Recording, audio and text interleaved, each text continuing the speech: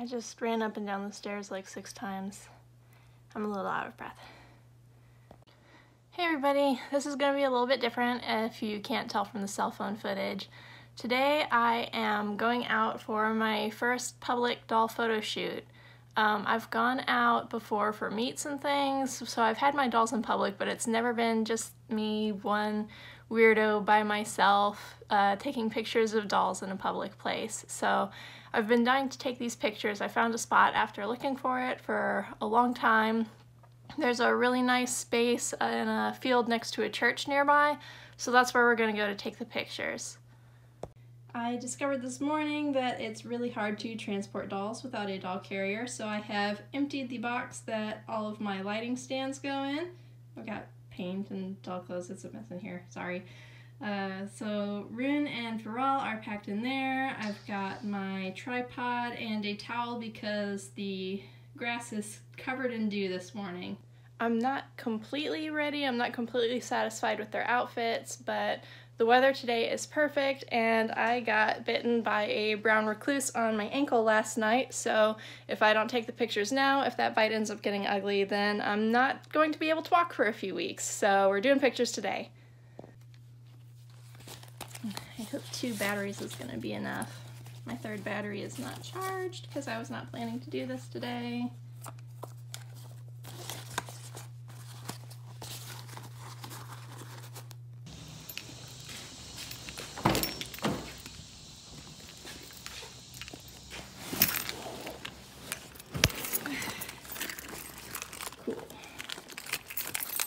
I know.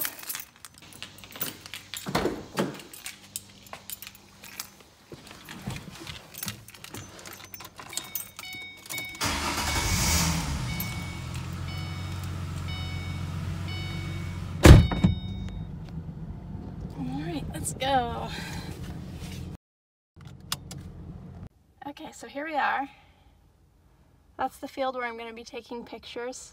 I don't expect we'll run into any people, but there's always a chance that if I'm over there, this being a Thursday where there's nothing going on at the church, that security might come by and see what I'm doing. I actually wanted to park over in the parking lot that's next to that field, but it's locked today, so I'm just gonna do what I can.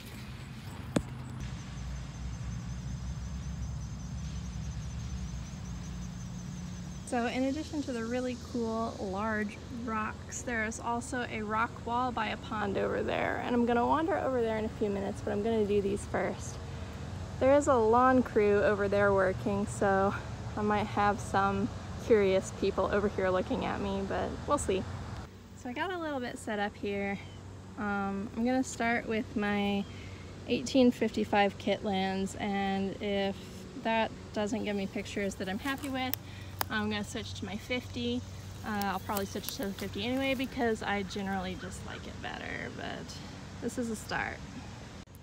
The lawn crew's waving at me. And we are definitely switching because I just cannot get the aperture blur that I'm looking for, so here we go.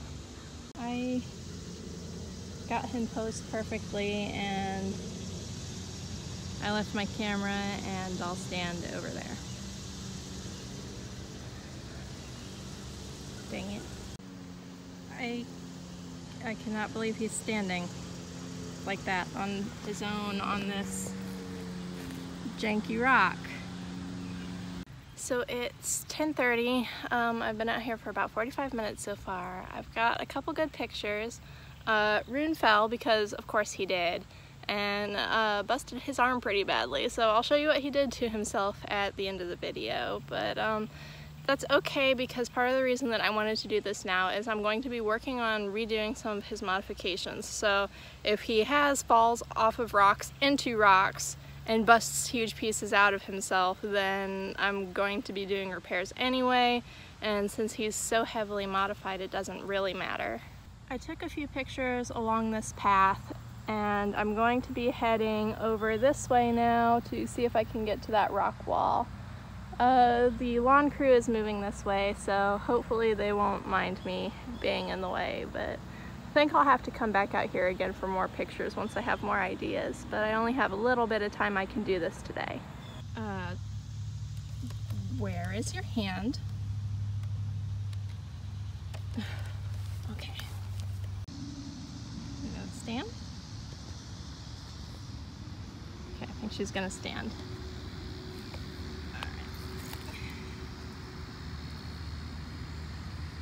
Alright. Now you, I'm already mad at you, you better behave.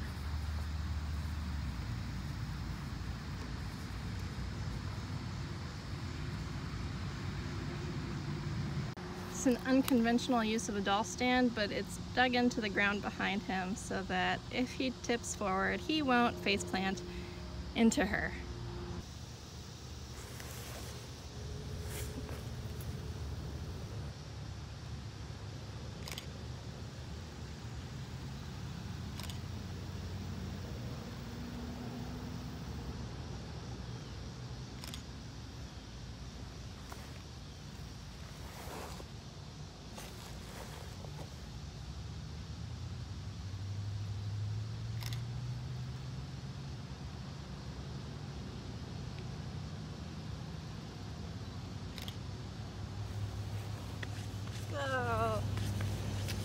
I think this one's gonna turn out pretty good though.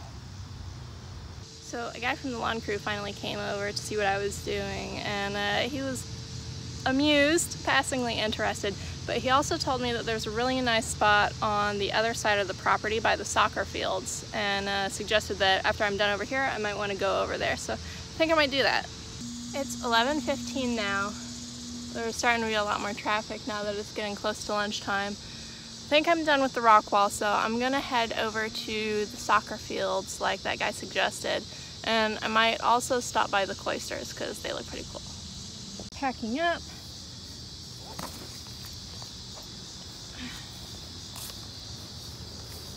I am like the only person here.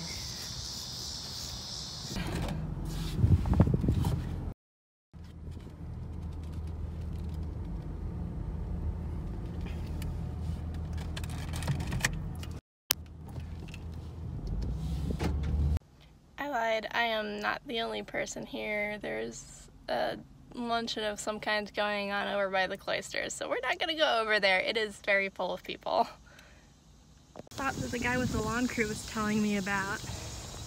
It looks heavily wooded, and it looks like there might be a creek that runs through here, so I'm gonna come in here and check it out. But he also said that there are coyotes in here, so hopefully I don't run into any of those. Oh wow, this is gorgeous.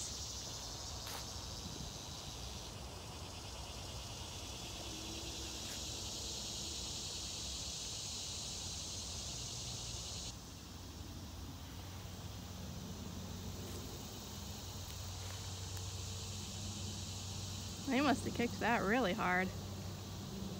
Okay, I think I'm gonna skip the woods today. I really like it here. It's a beautiful place, but there are a lot of mosquitoes in here and I am not wearing insect repellent. Okay, it's almost 12 o'clock. I'm back in my car now. I am going to go home and edit the pictures that I got.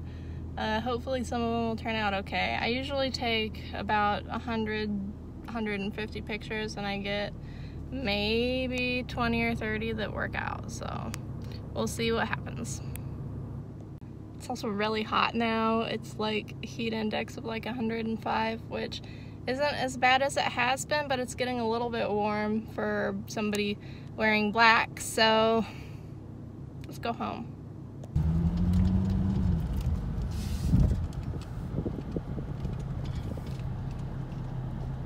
Home sweet home.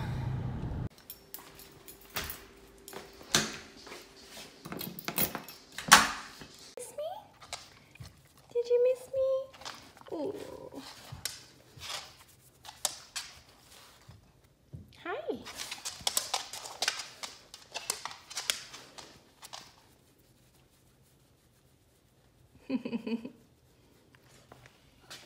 You didn't miss me at all, did you?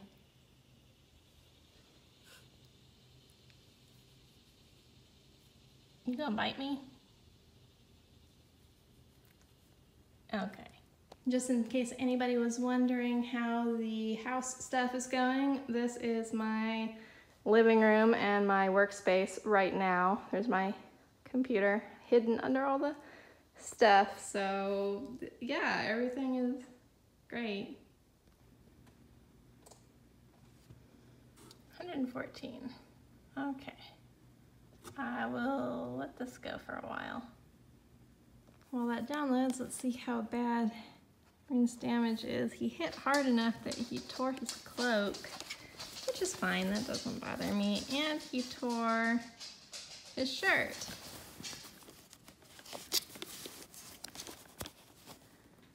Oh, that's pretty ugly, isn't it?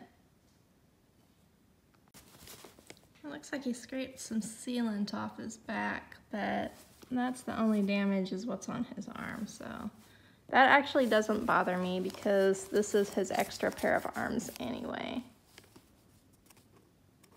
I don't know. That should be pretty easy to fix. I think I'll boil it to try to get its shape back and then just fill it with some Tamiya putty. Little airbrushing, it'll be fine. Or maybe I can turn it into a scar. He has plenty of those.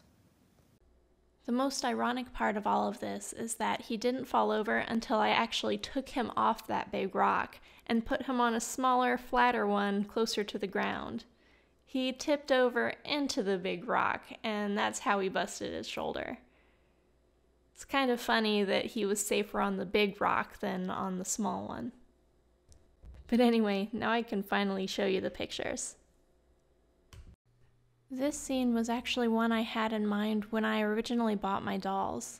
It was something I always wanted to try to stage and make happen.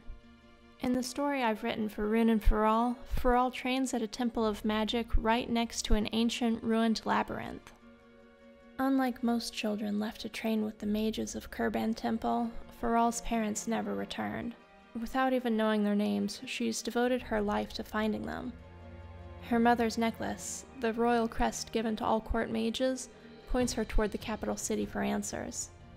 When the mages are invited to the capital for the summer solstice celebrations for the first time in memory, she's finally offered the chance to learn her parents' fate. All she has to do is cross the ruins of an ancient maze to get there.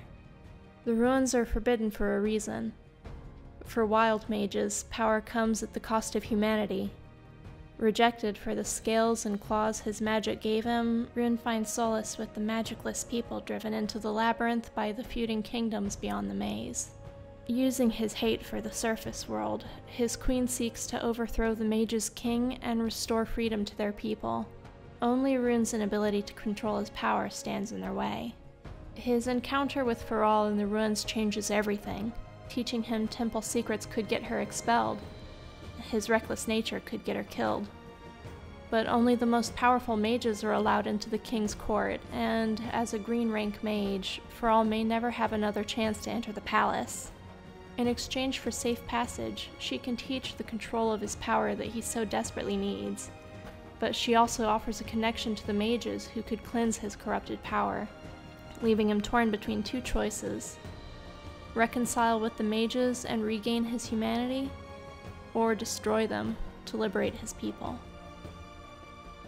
I'm posting this series of photos on Instagram along with excerpts from the book, so if you're interested in seeing more about the story behind them, you can always find it there.